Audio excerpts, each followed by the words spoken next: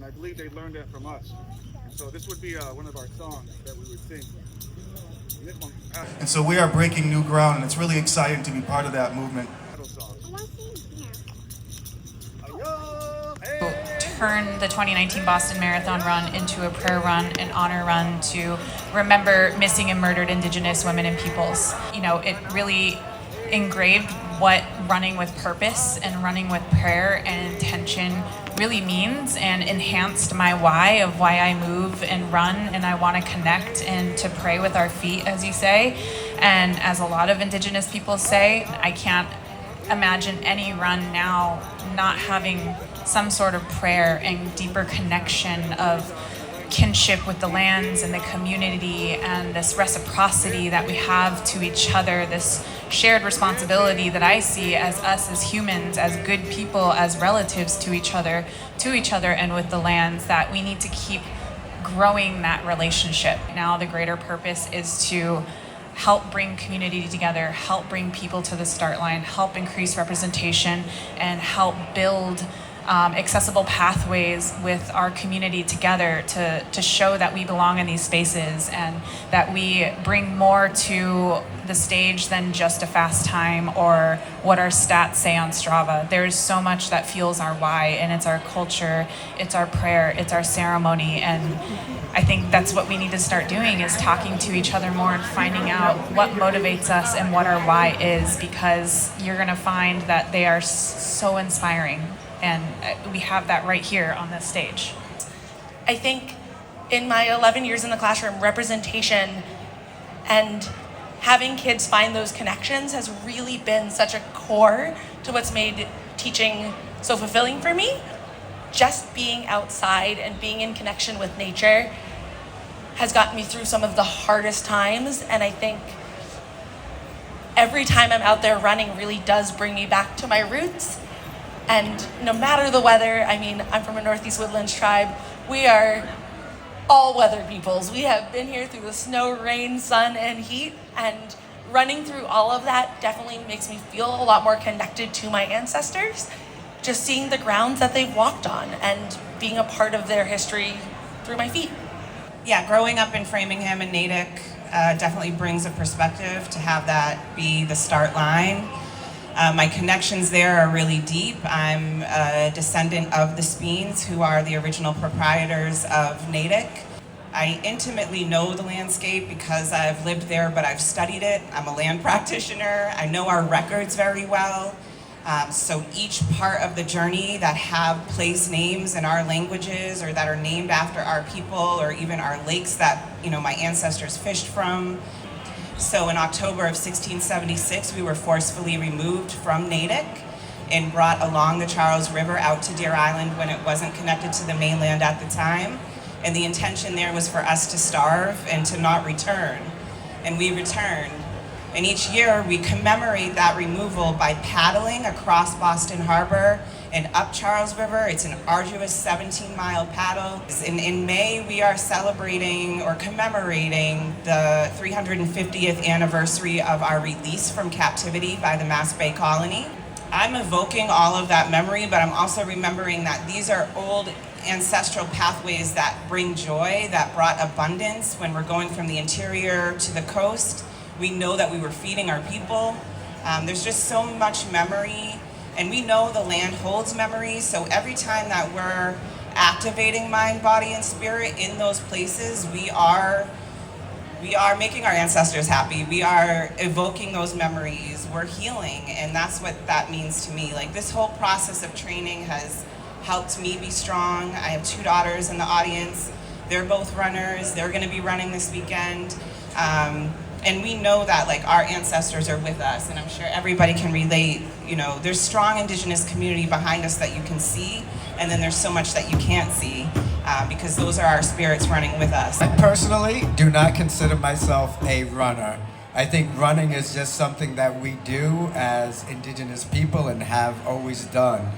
So I never really thought of myself as a runner, but now I've attained all these cool shoes and shorts and all these things, so I suppose you could consider me a runner. But running is just something as a kid, it's innate. It's just something your body wants to move in that way. As Indigenous people, we always feel that connection anyway. From birth, we hear the heartbeat of our mothers.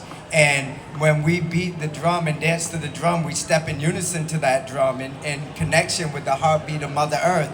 And running, you can feel your heartbeat moving too, and you can hear your feet patter in that same rhythm. And so, running, as they said, is ceremony, is healing, is something we do.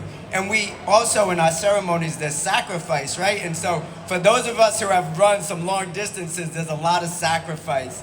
And we do that in prayer and ceremony for those people in our community who can no longer. My claim to fame for being here is, my great uncle won the Boston Marathon twice, pretty incredible.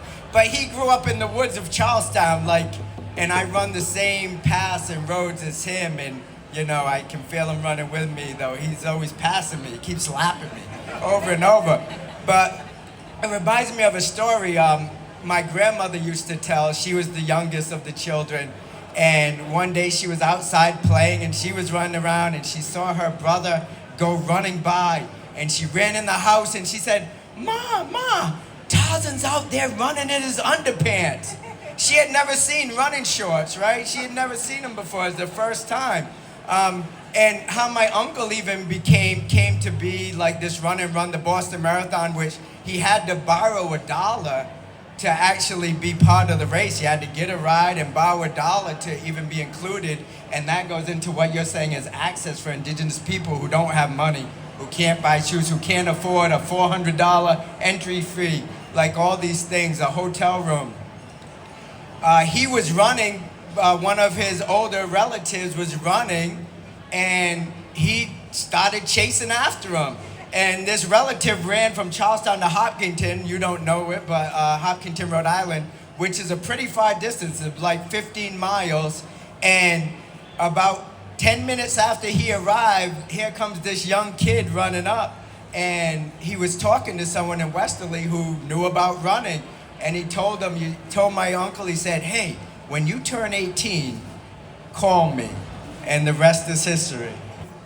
Part of that race, he did run barefoot. I don't know how much of it, but I think his shoes broke. It's like the last 6 miles. Yes. His shoes broke and he ran the rest barefoot. Tarzan was always a well-known name and growing up as a kid, and it was inspiring to hear that because there was really nobody else that I could look to as a hero. The teachers didn't look like me. There was nothing in the books that said I accomplished anything. And so hearing that story that my late uncle would tell about Tarzan was just a little something that this native kid can say, yeah, we did accomplish something. Definitely, as little children, we all aspire to be, especially Narragansett children, I think a lot of native children, we aspire to be Uncle Tarzan. And he got that name from, he used to hang out in this tree and he liked swinging when Tarzan was big in the movies, and he would swing and imitate on this tree. And luckily I got to grow up and hang out and play in that same tree and run the same path. That year that he ran like the last 6 miles barefoot, he came in 13th. I think he was like 19 years old, something like that. My favorite story about my uncle is he had this notoriety. He brought visibility to Indigenous people here in this Northeast, which we are still trying to get visibility because we're invisible in our own spaces. But he was recognized by the state, and they brought him in and they said, you've done all these accomplishments. We want to make this Tarzan Brown Day and celebrate you. And he wanted no part of it. He said, make this a day for the Narragansett people. Make this a day for all my people because I am nothing without them. And that just goes to show the spirit of Indigenous communities and runners. We are generous beyond our means and definitely hold a strong sense of community. Running in our culture for Indigenous peoples is so rooted and predates colonialism. You have, your Dene people who have ceremony, their coming of age ceremony where they run towards the sunrise. You have the Hana Atham relatives who run from their lands all the way to the West Coast. You have, in Northern California, they have their 500-mile prayer spiritual run that they do. There's another one that starts in Alaska and goes all the way down into South America. So running culturally, it just not only connects us with our ancestors and reminds us of who we are and where we come from, but it's still always a constant journey of like finding your identity in who you are and who you want to become and what motivates you and what is your why, and being inspired by people that have braided awareness and advocacy with prayer and movement and ceremony. People that inspired me, like Wings of America, when they helped out with the Bears Ears Intertribal Coalition and their prayer run that they did out there to protect Bears Ears.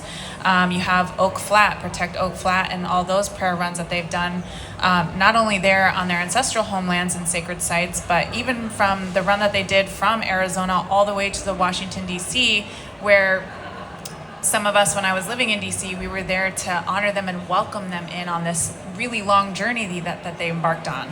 You know, you have the Standing Rock Youth at the rise of, you know, stopping the Dakota Access Pipeline, where they ran from Cannonball, North Dakota, all the way to Washington, D.C. And again, I was there, we were there to help welcome them in. So I've been surrounded and inspired by people who have integrated their running with their purpose and their why and their culture. And to me, there's no other way of doing it. And it's how we can communicate something. It's how we can grow together as community, and how we can learn to engage and unlearn and relearn, and hopefully makes us a better community, a stronger, more unified community.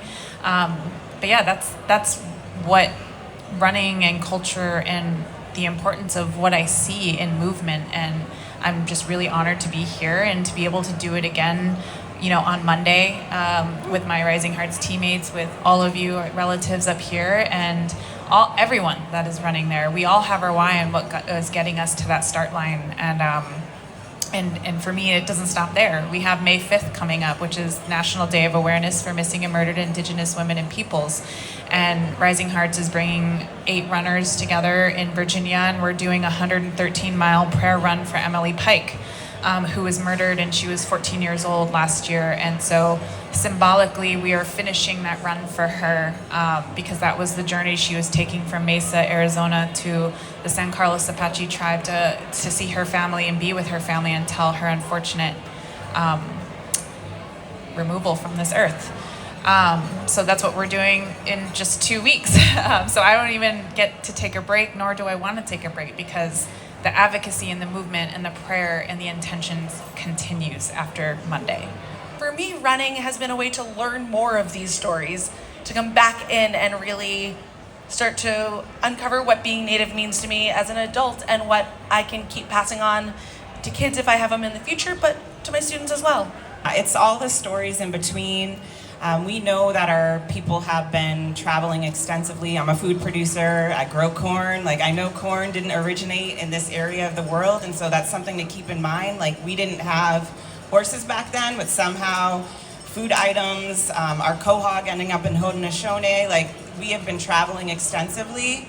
In a lot of our cosmovisions and stories, we know that people are born with certain gifts, and I've always admired that gift of like being a messenger at times that you really needed to communicate across tribal communities or practice diplomacy, those moments of carrying messages. And I believe there's a need for that today and in the future. I also think about a lot of the like heartbreak and sorrow, the forced removals, the forced long walks, the internments, and I try to invoke when I'm in pain. It's not intentionally to put into pain, but I think around the world you will see this practice in a lot of the practices that you mentioned with these long prayer runs. I spent some time living in the Southwest and going to Pueblo days and just seeing how long they're dancing in that hot sun. This is a way of us, in our cosmovisions, we're known we're born into a community already, and that we are not above any. And so there's like this natural humbling that we have, and when you put your body and your mind and your emotions and everything over to the land and spirit in that way, those are the stories that I hold with me. Those are the stories that inspire me when I'm running. Oh, okay. There are Indian people everywhere. Well, I figured that, but We're everywhere. And, you know, and even especially Boston. So let's just celebrate it at that, because you have so many university here and Indigenous people traveling everywhere. And I grew up in Framingham. I'm still there running the routes, and we're paddling every year. We've got relatives that are living there as well. I mean, I think just, if anything, raising awareness of that. Our presence is always felt. This is still an Indian place. When you are seeing those street names, you know, there's ceremonial places along the route. When I was practicing, I couldn't help but go and pay respects to the graveyard of the veterans, the first veterans of the Revolutionary War in Natick, right? I stopped in the Natick post office, and yes, I did flip off the mural of us being kidnapped by the Mashpee colony. You know, we have sacred places all along this route, and we live here. Yes, many of us are pushed out because of gentrification, because of lack of affordability, and it's sad. We have been, in many ways, homeless Indigenous people in our own homeland. So if anything, you know that we're here and know that we're struggling to stay here. We always have struggled to stay here, but this is always going to be an Indian place. We're all around, and many of these towns and the state are doing better. They're improving with their ways of increasing visibility, landmarks. But like was shared earlier, we're not the ones to boast necessarily about our presence. So I think just, I appreciate the question so that people are aware.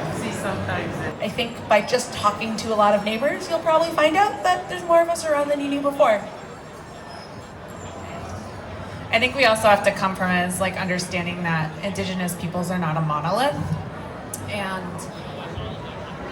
because of colonialism and, you know, first contact tribes, and for those that were able to resist, you know, settler colonialism and all of that for as long as they could, like, Indigenous peoples are struggling with their identity in a lot of different ways. You know, some are white passing, some are not native enough, some are even too native. I've heard that, of like being too traditional, or you're too modern type native, not the native that we need. And that's just a lot of colonial constructs at its roots within within Indigenous communities, keeping us trying to keep us apart, trying to keep us from asking those bigger questions, or digging deeper into our culture and our roots to find out more about ourselves. And as we're seeing, and I'm so excited to be seeing this, you know, in my lifetime, is like we're resisting that, and we are taking up space. We are being unapologetically ourselves, and you know, we have to also remind ourselves, especially to the non-Indigenous populations, that a majority of Indigenous peoples don't live on a reservation. We are more urban, rural natives in all of our communities, so we also can't think about a native person as only a native person because they live on tribal lands or a reservation or a reserve. There's more of us because of forced relocation, the relocation policies that happened in the 70s, where our relatives were paid $200 to get on a bus ticket, and go to these major urban cities. And that's why we see large populations of Indigenous peoples in major urban cities like LA and Denver and Washington, DC. But it's these moments of being able to have the space created for us to take that up, to be able to be voices in front of you. And it just brings so much joy and excitement when we do get to be in the same space and we do get to talk about our history. And just a month ago, we had a team at the DC Half Marathon, and we saw 5 other Navajo Dene runners that flew into Washington, DC, and we were like, oh my gosh, I see their turquoise jewelry, I'm gonna go say hi. And I was that like annoying probably person, just running up to every single auntie and grandma and uncle saying like, hi, are you Dene? I see your turquoise. And they're like, yes. So like, we love seeing each other. We know how to spot each other, whether it's the beaded jewelry or whatever it is, the prayer skirts. It's just such a joy to see us living and being who we are and being in these spaces. I think, so running can also be very individualistic, right? It is, no one is going to run for you. You have to do that act. And I know through my training, there are many days. Actually, it's a funny story how I came to run this, because I reached 47 years old, and I always said it was tough being my friend because I win everything. That's I know, I'm so humble. But, you know, I beat them in cornhole and basketball. Like, I win a lot of stuff. I'm a phys ed teacher. I get to practice year round. I get paid to play these games. And so I kind of try to be really good at them. But I hit 47 and something changed in me. And I was like, man, my body is not responding right. And I had an Achilles injury and like all these things. And I actually told all my friends, like, hey, the sun is going to shine on you because I think I'm done. I really think it is over for me. And I woke up. It was like Christmas break. I'm a teacher. I was on break. And a relative tagged me in this Facebook post. And here they were advertising and giving the opportunity, which is fabulous, to 4 Northeast Indigenous runners. And I was still half asleep and I filled this thing out. I think there was still some REM going on. And I hit submit. And then I came to and I went, my wife, and I said, I don't know what I just did, but I might be running the Boston Marathon. And my first run was, I put in the Nike Run Club app, like, what do I gotta do to be ready? And they was like, you gotta do 3.6 miles. And I took my child out and we went, it was cold, and I did 3.6 miles, and this child was waiting in the car for me, and I was limping on the way back. I was doing this, oh man, and I was like, what did I do?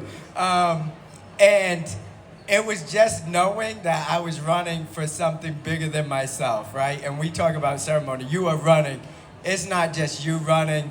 You are running for all of us, right? For our ancestors, for what they went through, for our future generations. You know, we say we want to make things better or keep things in a way that it will last for the next 7 generations. I didn't understand that as a kid. I might have, you know, I don't know. I ended up having 7 kids. I didn't, you know, quite get the generation part. I joke a lot. But no, it is, you are running for the future as well, because part of my running is I want to inspire and encourage our youth to keep that movement, to keep it going just like their ancestors did.